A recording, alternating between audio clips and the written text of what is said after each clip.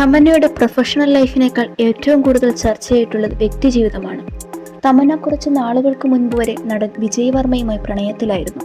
ഇരുവരും ഒരുമിച്ച് പല വേദികളിലും പ്രത്യക്ഷപ്പെട്ടിരുന്നു. വിവാഹം വരെ നീണ്ട ഈ ബന്ധം പെട്ടെന്ന് പിരിയുകയായിരുന്നു.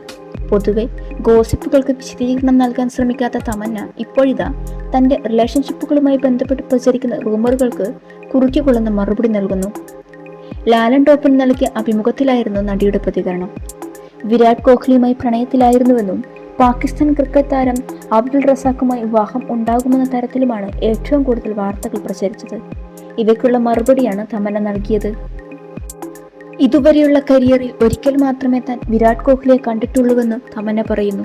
ഇത്തരം വാർത്തകൾ പ്രചരിക്കുന്നതിൽ വളരെയധികം വിഷമമുണ്ട്. ഇതുവരെ താൻ ഒരിക്കൽ മാത്രമേ വിരാടിനെ കണ്ടിട്ടുള്ളൂ, അതും ഷൂട്ടുമായി ബന്ധപ്പെട്ടുള്ളതായിരുന്നു. അതിനുശേഷം ഞങ്ങൾ കണ്ടിട്ടില്ലെന്ന് തമന്ന പറയുന്നു.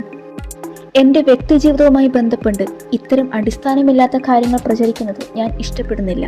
ഞാനിപ്പോൾ സിംഗിളാണ്, സന്തോഷവതിയാണ്. മാത്രമല്ല എൻ്റെ മാതാപിതാക്കൾ എനിക്കായി വരനെ തേടുന്നില്ലെന്നും നടി കൂട്ടിച്ചേർത്തു.